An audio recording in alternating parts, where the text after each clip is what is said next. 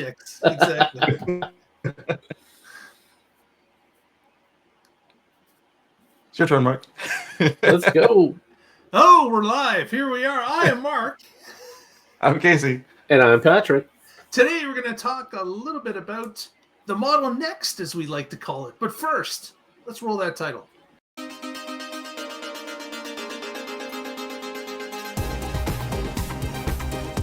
You're watching the Tesla Life Express. Thank you, Patrick. 2 for 2 today. Thank you so much. Nice. Actually, it's 3 for 3, but 2 for 2 on Tesla Express. So that's fantastic. Today, we want to talk a little bit about this article that was released in Inside EVs. It's talking about the future, as we like to call it here. We've coined it the ModelNext. And the ModelNext, of course, is Tesla's $25,000 car. We coined the ModelNext just because it sounded better than the Model 2. And it is something that exists. That we believe is coming. You know, that's just on the horizon. So it's been a long wait, and there's been some changes recently that we've discussed as those news stories have appeared. One of the most recent news stories was, of course, Elon's doubling down on autonomy and saying that the Cybercab is something that would be rolling out next, that we're going to be transitioning the company to autonomous driving. That's where the future will be. And you know what? He's probably right about the future will be that. It's a question of how quickly the future will be that. What kind of regulations are going to be involved? What kind of testing is going to happen? And of course, we, the buying public out here, are waiting for a cheaper EV to come out. We all know people in our lives that would love to have a Tesla, but they can't afford even the modest price of the Model 3, with it hovering around, $36,000, $37,000. They need to be in that bracket that's $25,000. And we know that there are many, many, many people that would love to have that ability, and that just financially it's unachievable at the rate of $37,000 or $38,000. So having Tesla step up to the plate and actually produce a car that's around the $25,000 amount would be game-changing for everyone involved, because we would have a much larger scale of people that could purchase the car. We know if you drop a car by $5,000, your amount of people that can buy that car increases exponentially. And those people are able to purchase a vehicle that they want to buy, that they aspire to buy, and that they're getting a benefit from lower maintenance and lower fuel costs if they could buy it. So this article talks a little bit about what that next vehicle is going to be. And their speculation here is basically that with Tesla announcing that they're going to be using the same production lines that currently the Model Y and the Model 3 are made on, they're anticipating that this future car, most likely will be an iteration of the Model Y, but in a smaller form factor. Something that could use the same production lines, but yet save a little bit on materials because the car is actually smaller. And of course, that'd be ideal for me. I look at what my requirements are. I would love to have a vehicle that has a hatch, has the 4 doors, but could be in the range of 20 or 25% smaller than the current Model Y. I think that would fit many people's lifestyle very nicely.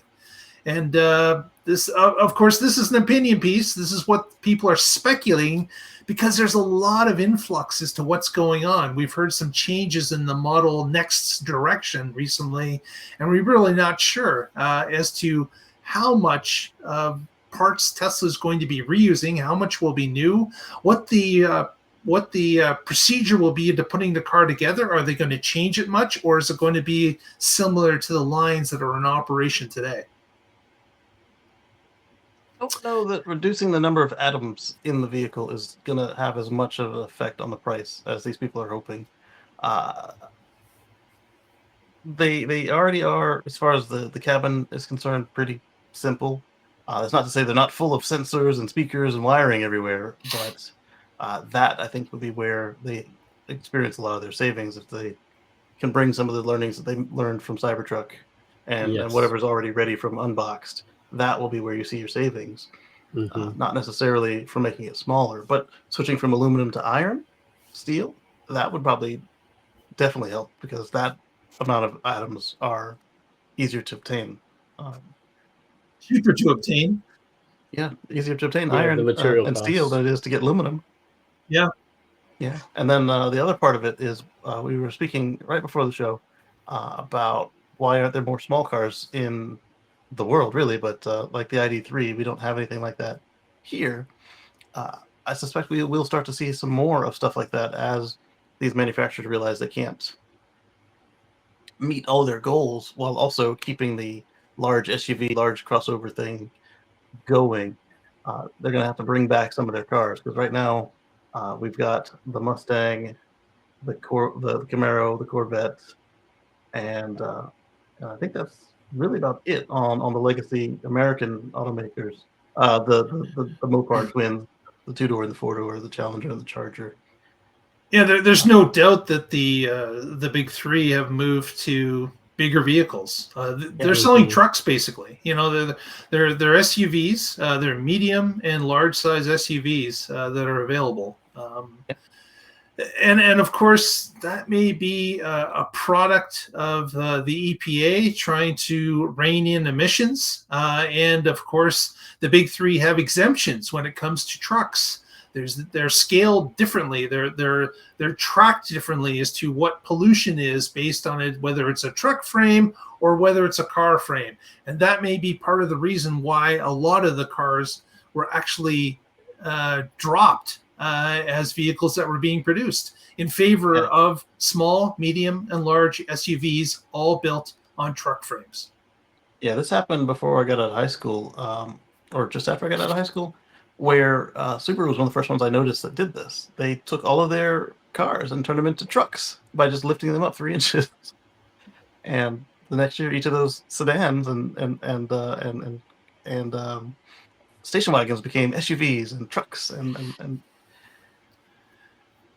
Maybe this could be avoided because if you were to produce a car that produced no emissions, then guess Mhm. what? The rules don't matter anymore because right, your vehicle does not produce any pollution. right, As Casey mentioned, the VW ID3, which is available in Europe, it's a yeah, wonderful car. yeah, It's kind of Mhm. Bolt like in size. It's got a hatch. It's got four doors. It's small. It's maneuverable. It's a fantastic regional and city car. And of course, if Tesla was to build it and rolled in the supercharging network to it, then guess what? You've got an all around wonderful car that's small, it's cheap, and it's efficient. And what you know, we look at some of the automakers today starting to say that we can't do EVs, we can't build a compelling vehicle that sells. We're going to move back into plug-in hybrids. They're backing up. Tesla's the one that needs to step up here. They've always said that their goal is to help everyone electrify, show the industry that small cars can come back, they can be produced, they can be profitable. Bring those small cars to us. I'm hoping the Model Next is going to check off some of these boxes. another problem. The automakers have convinced the populace that we don't want small cars anymore. Their marketing is very effective. Oh, they're not safe. Oh, you're not cool. People are going to think that you're impotent. Blah blah blah, and all these other things. And now they can't put that genie back in the bottle. They want you to have a smaller car because it uses less atoms. And now they can't convince you to do it because they've already told you that if you don't have the biggest tank on the field, tank is in like land tank, not gasoline tank. That you're going to get mercilessly rolled over by somebody with the next version of the old school Hummer. Yeah. That is one nice thing about Tesla doing this is they have a great safety record, and I'm sure that the ModelNext will be no exception in that list. That they're going to make sure it's a very safe vehicle. Yeah, And but that was something that I ran into selling cars all the time. Is you have to be able to short circuit the people's their lizard brain, where they're thinking, looking at it and thinking, oh, it's small, it can't be safe. You have to engage them logically, which is really hard to do, especially when you're trying to sell them something because they don't want to listen to you. right, So they'll have to prove it out while the people are not in a mood to buy cars, and then when they come in, they'll say, "Oh, I want the safe one." Versus if they're looking and they look at it, "Oh, I'll take the one down the street. It's a meter longer." right. And if they're doing cybercab, robotaxi, that can't be that small because you have to seat 4 or 5 people anyway. So it's not going to be like some of the ModelNext things that we saw pictures in, like Walter Isaacson's book or whatever, that looked like they were almost 2-seaters. You know, that's not going to be the taxi version, and they were super early prototypes, right, made with cardboard, and so I mean they may never exist.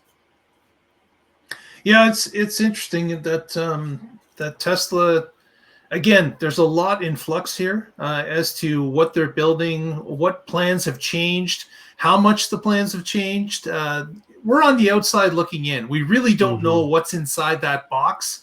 But man, for someone like myself and some of my family members that are looking to get that smaller, more affordable vehicle, we've been waiting a long time. We would really love it if they could actually pull this one out and produce a car similar, again, not exactly, but similar to an ID3, I think is an excellent form factor that would be well received. And again, the car companies don't have to worry about not complying to pollution standards because it doesn't count. They don't produce any pollution. It doesn't matter if they're a car or a truck body anymore. Right. I'm just hoping that someone, and it's looking more and more like Tesla's the only one that's going to be able to do this in a timely fashion. The other car manufacturers seem to be backing up or at least shifting to neutral and not moving any more forward with the production of a volume car that can be sold to the masses. And as someone that has been obviously happy with what Tesla has done to this point, I look at it as this is another great opportunity to step forward. We know that Tesla would like to go to the next phase where they're producing 20 million vehicles in a year down the road with multiple factories, and adding to the current factory list they have now. This is the vehicle that's going to do it. I think they know this. This is not a revelation to them. But there does seem to be a tendency with this new doubling down on autonomy as to whether or not this is coming to the forefront, or if it's on the back burner, or if it's going to take longer. And then this most recent update was that, we're going to speed the process now. We're not going to wait as long. We're going to use existing lines. We're going to use existing parts, and we're going to get it out faster. So there's a lot of back and forth information, and I'm really not sure as to where this is going. I'm just hoping, as a fan of what Tesla's done to this point, that they can take that next step into mass vehicles that can be sold at a cheaper rate. Speaking of moving forward, but actually backing up, I wrote an article on X about the other T automaker and their. Look over here, but not what we're actually doing regarding EVs. So check it out. Tell me what you guys think in the comments there. Well, if you're interested in this, then you can join us live August 8th, where we're going to be covering Tesla's reveal events, and we'll see exactly what they're going to show off to the public. It should be a very interesting day. We hope so. It certainly will. It's going to be, like I said, it's kept us all in suspense all these years, and now we are just a few short weeks from understanding what the first part of this is, or what they propose the first part of it is. It could also be that that this vehicle is going to be autonomous in another part of the world, like China, and not here at all. There could be a number of different ways this can play out. We're not sure, but certainly we're greatly anticipating what the answer is going to be. Yes. Yeah, and I can guarantee you one thing: Musk will be late. Oh man, yep. If that is almost standard at this point for sure. Also, we might not. They might just do a demo, and it might not be anything that we're going to see anytime soon. Because if this is literally all about autonomy and robotaxi, they don't necessarily have to have a product ready and be afraid of the Osborne effect, like they have to do with everything else, from Model X to Cybertruck. Right. But like we said in the earlier show, if on the 8th what they show off is the Cybercab, and they don't talk about selling that as a consumer retail vehicle that you can buy, but only as a robo-taxi, then they're not Osborning themselves, and they still get to show off some of the tech. And then later, when they realize, oh, there is also a retail market for this, then they could add the steering wheel back and the pedals back and sell it. But they won't talk about that at all on the 8th. There'll be a lot of speculation, though, Patrick. If the vehicle they show on the 8th looks like one that could be sold to the public, even if though they're not mentioning it, there could be problems of Osborning yourself if that vehicle looks like it's ready to be a private sale vehicle too. So, right, we'll see. The part about where Elon said basically it'd be the Uber model of you can take yourself on and off of the network. He was totally steering that towards the cars we have today, but it might be in the company's interest to allow sales of that to realize a large chunk of the income right away.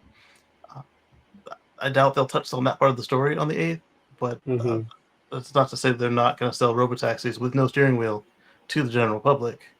If they wanted to be a fleet operator, all right, you got to clean it and do all this stuff, and then we'll share the revenue with you. But we're not going to hear. I don't think we're going to hear anything about that part of the story. Do you think this vehicle on the 8th will be induction charged? Because if you don't have people there to plug it in, that makes a lot of sense. Right? Yeah. They did buy electricity and then shoot them back out again. So they might have taken all they needed from the wireless charging part of it. Right? Maybe.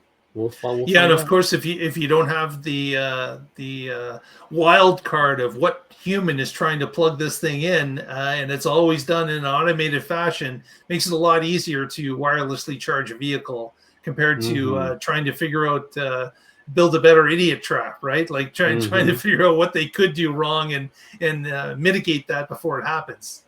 We're in New Jersey. You can't plug your own car in here all of a sudden. Because right now in New Jersey, that's not a law. You plug your own Tesla. And I think wireless is going to be a lot lower maintenance than something like the snake arm. The snake arm we were just on our last Tesla Life Express talking about vandalism at superchargers. If they had snake arms out there, those would definitely be vandalized. They would be using those as target practice. Like it would be crazy the amount of people driving by with baseball bats or whatever. Snake arm sees somebody with a pair of bolt cutters and then just gets in a boxing mode. Poke him in the eye. It's not vandalism. Or there's not booby traps. It's a fight. Like a mechanical bull. Very good. Well, I think we'll leave that where it sits. We want to thank everyone for watching. If you haven't already, please follow us on our Twitter feed at The Tesla Life or on our Facebook feed, The Tesla Life #1. And you can find stories and information in between shows. Speaking of shows, you're just 2 days away from our Wednesday live show. So make sure that you're subscribed to the channel. You ring the bell and you'll be notified whenever it happens. And with that, Casey, any shout outs? So I was going to say is catch us on Wednesday. Okay, you got my shout out. Okay. And Patrick, carswithcords.net. That's right, carswithcords.net and oeva.org. Thanks a lot. Very good. Catch you later, everyone, and we will talk again soon.